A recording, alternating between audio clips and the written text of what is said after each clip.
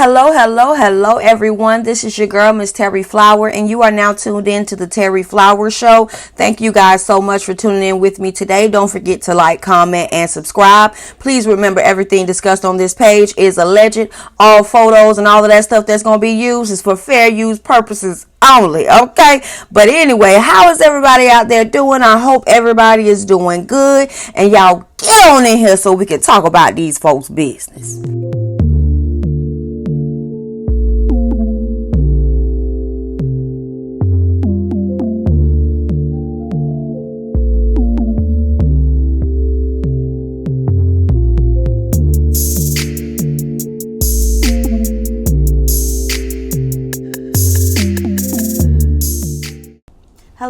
Hello, everyone. This is your girl, Miss Terry Flower, and you are now tuned into the Terry Flower Show. I am here today to review Love and Marriage Huntsville, Season 6, Episode 25. So they say.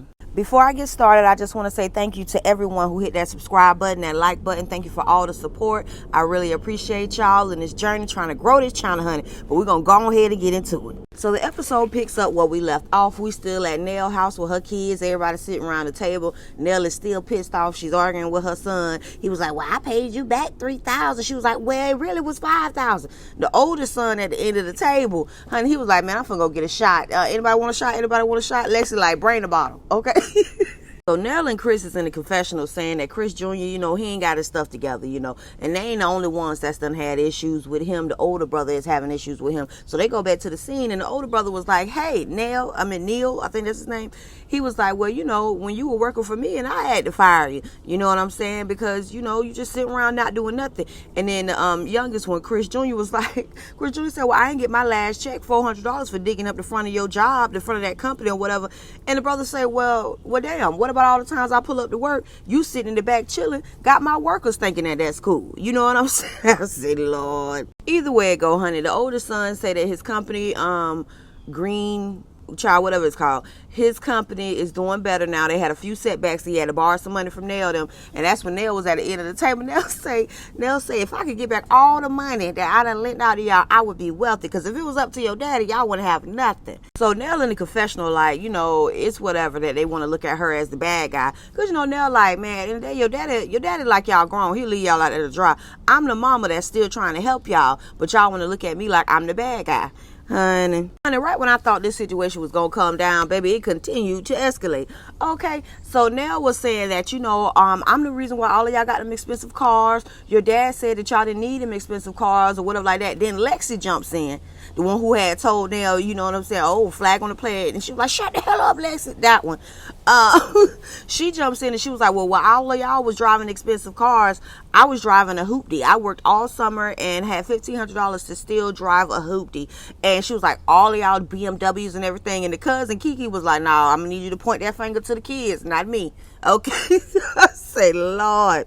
Then Nell was like, she put $22,000 on some white car for Lexus, and Lexi was like, why y'all sitting here acting like I'm crazy? Because they say the reason why Lexi didn't get an expensive car is because she reckless. This wasn't said by Nell or Chris. This was said by the other kids. I said, oh, Lord. So the daughter, Lexi, goes into the conversation of how she feel like she's been basically the black sheep or whatever. And her siblings is like, nah, you weren't the black sheep. You just been funny acting. You grew up in a different household than us, and you felt a certain type of way about certain things. And Lexi like, I don't know why y'all got this distorted memory. Like, y'all don't know what I done had to go through. And then the older brother was like, you do have this whole woe is me complex. And everybody else like, man, just let it be, because you already know how this conversation gonna go with her. I said, oh, Lord. So Lexi is going on and on about how she was treated differently. The siblings is tag teaming her ass. They like, wait a goddamn minute, bitch. No, you always be acting funny, doing funny style shit. You know what I'm saying? Even the cousin Kiki jumped in and was like, man, I used to be real close to you and call you all the time, but around the time when your wedding came around, you ain't even invite me. You know what I'm saying? So she was like, y'all were barely at my wedding. And the older brother was like, you barely invited us, but when we came as a goddamn team. All right. I say, oh, Lord, this is messy, okay? So Lexi is still upset, and she get to cussing, honey. And then down at the end of the table, Nell get upset. Nell like, you ain't gonna disrespect me at my table. And Nell was like that. That Lexi had done cussed her out before, cause Lexi was like, when have I ever been on a family vacation with you guys and all of this? And Nell was like, well, all of them was like, you have been on plenty of family vacations with us. And she was like, well, when you went to that little whole employee thing, you invited your employees, but you didn't invite your daughter, and put up her two fingers like two hyphens, your daughter. And Nell was like, well, first off, it was an employee situation, so of course I'm gonna invite my employees. And my daughter had just got done cussing me out.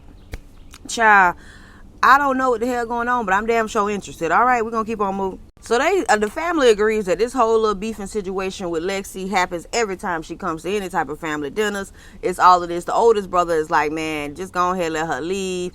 And the cousin Kiki like, I can't believe her. And the older brother was like, what you mean you can't believe her? She always on this type of time. This is what the hell she do. And the little sister like, well, make sure you block me. Now, what was funny to me is Lexi said when Nell had said that she had cussed her out or whatever, Lexi was like, I ain't never cussed you out. Wow. Right after that little part. All of y'all full of shit. I'm out of here. So I don't know if I believe that she ain't never cussed Nell out. I don't know. I don't know if I believe that, but whatever. We're going to go ahead and keep moving, y'all. I don't know. Now, real quick, we're going to pause for the cause, because when Lexi and her husband got up to leave, Nell and Chris was in the confessional or whatever, and Fletcher was just saying that, you know, even though we go through this with her or whatever like that, at the end of the day, she's still our daughter, she's still our child. And Nell looked over at him in the confessional and was like, you know, I respect that for you. That little comment right there said a whole lot to me. This girl ain't fucking lying. Lexi ain't lying. Y'all did treat her differently. Because now, why in the fuck would you look at him and say, I respect that for you? She your daughter too. See, I caught that. Let's keep looking. Real quick before I move on. The energy that Nell gave when she said that to Chris was like, that's your daughter. You know what I'm saying? And if you handling that girl like that right now, what the hell make you think?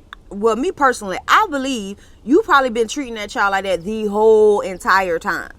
Okay, whatever, child. So anyway, Chris goes out the door to talk to her, because the girl, she was pulling out the driveway getting ready to leave, and Chris leans on the car. He want to talk to her. So Chris and Lexi ass done start arguing, because Lexi go to naming out the different cars that her siblings was driving when they were 17 and 18 that she didn't have. And Chris was telling her, well, at that time, Lexi, I didn't have the funds to buy you the things that your younger siblings were able to get, which I understand. This happens a lot in families, especially when it's like a big age gap between the siblings. The older siblings tend to not be able to get the materialistic things that the younger siblings are able to get when the parents are more established. So that's what he was saying. And I could kind of tell with Chris knows that there was a lot of things that he wasn't able to do for Lexi when she was younger that he was able to do for his other kids when they were younger, because by that time he was more established. And so he's out there pleading with her a little bit, but when she went into saying, oh, my whole life you couldn't do nothing for me, you ain't do nothing for me till I was 28, that pissed Chris off. Chris like, all right, now you lying, go ahead, take your ass on, now you lying, now you lying. Now I could have rolled with you when you said I ain't do nothing for you when you was a kid, but now you older and now you trying to act like I ain't never did nothing for you. You lying. Now go ahead about your goddamn business. She hurt her daddy feelings right there. I could tell she hurt his feelings with that, because you could tell he been trying to make up for whatever time or whatever it was that he missed out on giving her when she was a kid. You could tell he been trying to make up for that shit. But whatever, we're gonna keep moving. When it comes to this Chris Fletcher, Nell, they whole family situation, all I gotta say about it is, let Lexi, I feel like they should have some type of counseling, number one, and allow that girl the opportunity to speak how she feel. Don't just be like, oh, she always in a woe is me. No, it's something deeper than that. If she always bringing it up every time she come around y'all, it's something that she really feels, and y'all need to let that girl express that instead of just throwing her in the box like, oh, she always with a mess, whatever, because that ain't cool. You don't do nobody like that, especially when you say that you love them. Also, when it comes to Lexi, baby, you grown now. You need to heal some of these wounds so it can help you and you could be a better person. Okay? And you could get past a lot of this shit. And sometimes if you gotta not deal with your family like that, it just is what it is. But this shit, you could tell it's a lot of healing need to go on with this family, honey. And I'm all in, baby. I am interested. Whatever. Moving on, honey. In the next scene, we meet up with Courtney and Stormy. They sitting outside on their porch, baby. Stormy filling up her goddamn glass with some wine, baby. She trying to get a little saucy while she having this conversation. All right, Courtney like, goodness gracious, How much you gonna post? She like, you ain't gonna drink with me? He like, He looking at her like, you drinking enough for both of us, okay?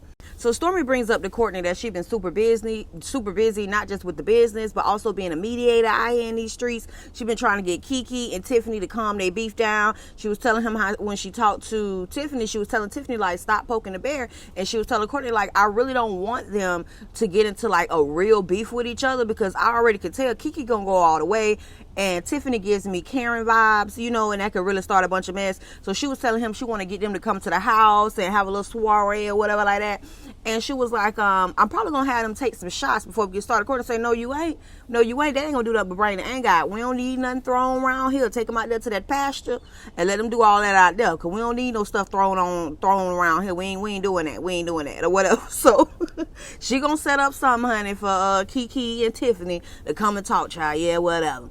Anyway, she goes into talking about how to do Kyle, her COO, he's still there, and how they had a real productive conversation about what they went through with the business and how they almost lost everything and got it back and all that good stuff. And they little conversation in the scene with Courtney just letting her know that he rehired her cousin Junior back, and she just like, hey, you know how you respect me in my lane? I'm gonna respect you in yours. You saying hiring Junior back gonna be a good thing? Baby, I'm leaving that all on you, okay? I'm leave that all on you, all right? Child, whatever. Moving on. Next scene, we meet up with Martell. He is finally moving his ass out of this damn house. Goodness gracious. Clap it up for Martell.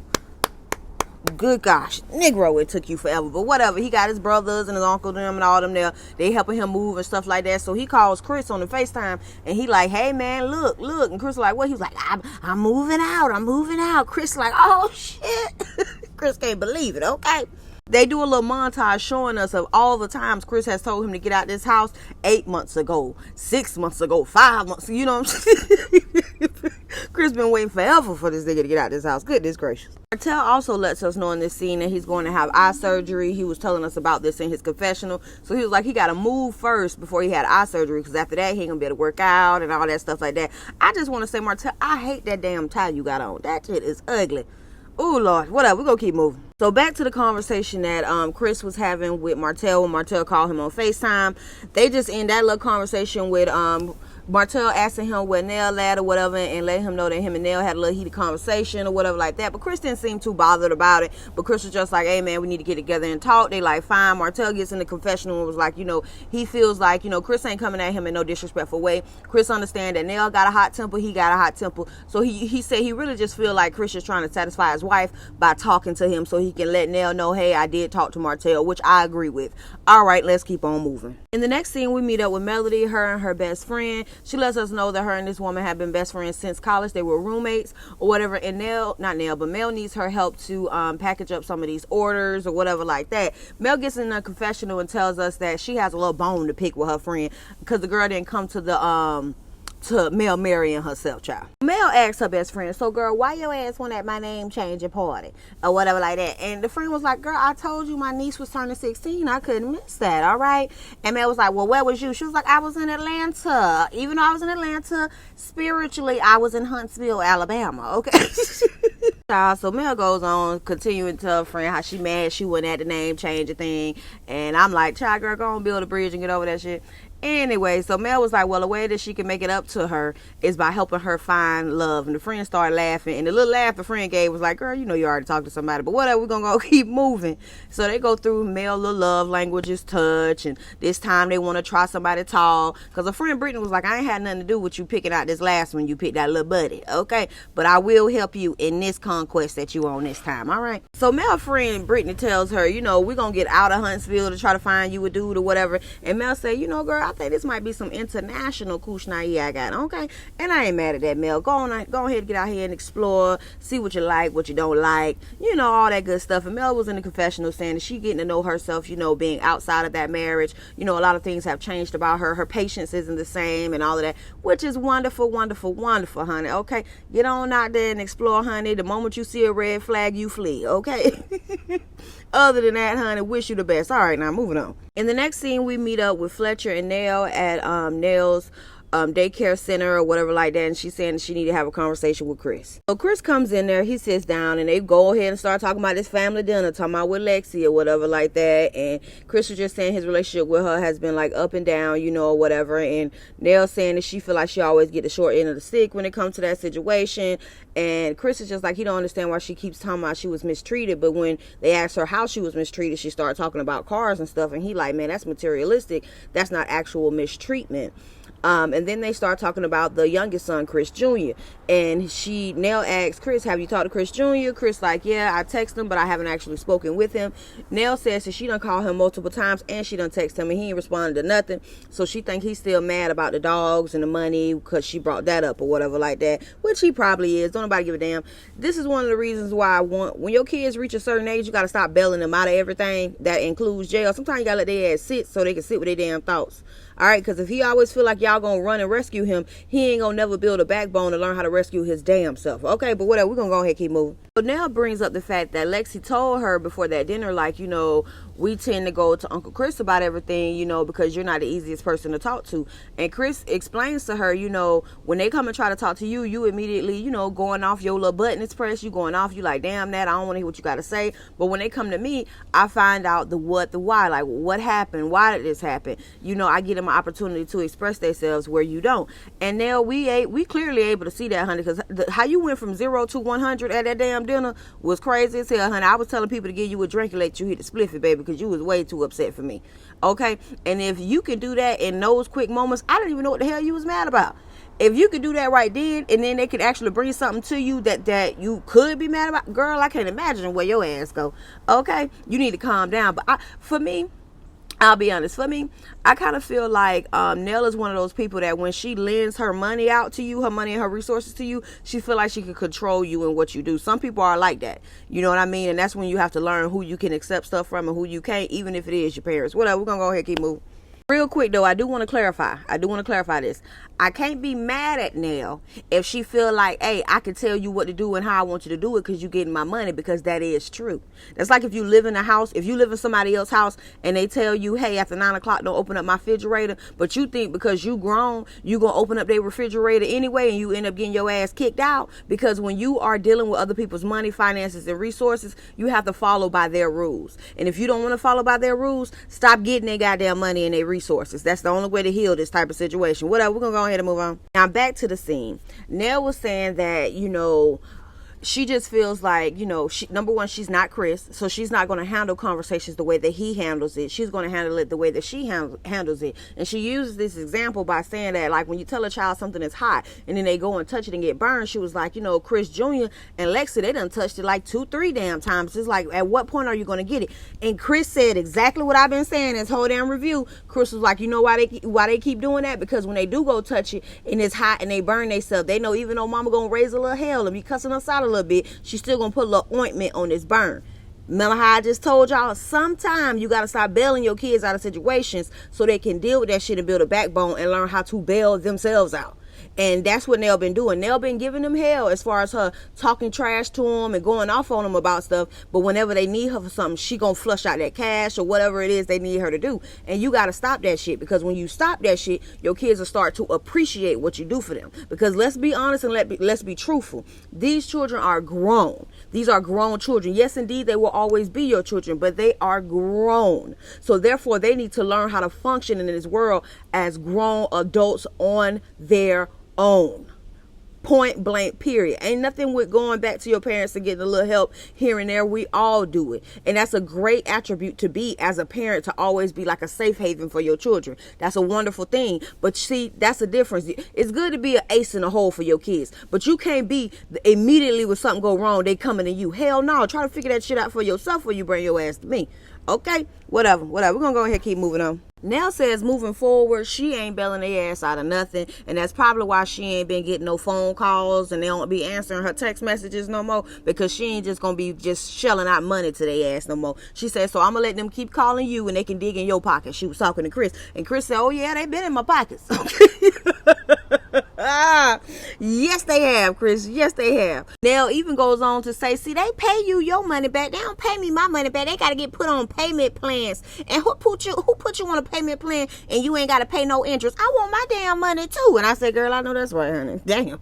So they end that scene with Nell and Chris agreeing that they need to have some type of family counseling for them and the kids. Maybe the kids need to hear a third party. And Nell was just like, that's funny though that the counselors need counseling. And I'm like, child, that ain't funny. That's normally how life goes. You know what I'm saying? We all got a thorn in our side in our life. So we all can use some assistance, some counseling, use somebody that we can talk to, about our problems. All right, whatever. I'm glad they decided to go get counseling because, God damn it, y'all need it. All right, we're going to keep moving. The last scene, we gonna meet up with doggone Stormy and Kiki. Good God, I'm glad this episode almost over. This shit was boring. Let's keep going. So first we see Kiki come in the door. She gives Stormy a hug or whatever. And Stormy is just like in the confessional. I want Tiffany and Kiki to be able to talk. We're just gonna go ahead and put it on the table. I was like, yes, girl. Shawty said it's up. Now put it on the floor. I'm just playing. Hopefully they don't get that. You never know with these crew. Anyway, let's keep going. Child, Kiki in there trying to take off her jacket. Kiki like, I'm hot. I'm in her sweating. Doggone it. And that's when Stormy let her know, girl, somebody had left my doggone AC on 58 up here in this guest house. I never come up here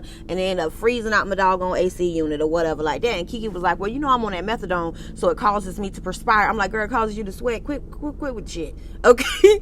Causes you to sweat or whatever like that. And now this made me think though. I said, well, damn, when she took that drug test with Mel, she didn't test positive for methadone. Whatever. We're gonna go keep moving. So Kiki and Stormy sit down on the couch, and Stormy was like, before we even get into all of this, girl, how you and Tisha doing? Girl, you already know they doing horrible, but whatever. So Kiki says, child, she tired and she over it. Well, what is the point of even talking about the situation with her and Tisha? It's over, it's done. And she was like, they don't like to acknowledge the fact that it's because of me that she is where she is. She followed me to college. She probably wouldn't even went to college if it wasn't for me. They hate it, and then when you bring that up, they get mad. And it's like, admit the fact that you followed me to Huntsville. And I'm like, now wait a minute, Kiki. If one thing your ass gonna do is keep moving this goddamn goalpost. I thought you was upset because they was running around talking about that you was on drugs. Now you mad that they won't acknowledge the fact that you put Tisha in position to be who she. Girl, you making what Marceau said seem like the truth. Do you want Tisha life? I don't know. She throwing me off, y'all. Y'all tell me how y'all feel in the comments. So Kiki just in that part of the conversation just saying that her and Tisha relationship is dead. Honey, fine, child. We ready for y'all ass to move on too. Whatever, honey. So then Stormy brings up the fact that she wanted her and Tiffany to meet up, wanted Kiki and Tiffany to meet up so they can go ahead and squash their beef. She like, girl, I like when people throw shade in your face, not behind you. But girl, I don't give a damn about none of that. Let's get to it. So in the midst of Stormy and Kiki talking about the Tiffany situation or whatever like that, Tiffany knocks on the door. She comes in the door. She got the baby strap across the. Kiki said, oh, there's a baby. You damn right there's a baby, honey. Doggone Stormy just told her that you were Bear the last time they met up. Tiffany ain't taking no chances. She finna have you leap across the couch on her ass. You threw a drink at your cousin, child, you probably tear her ass up. So she ain't taking no chances.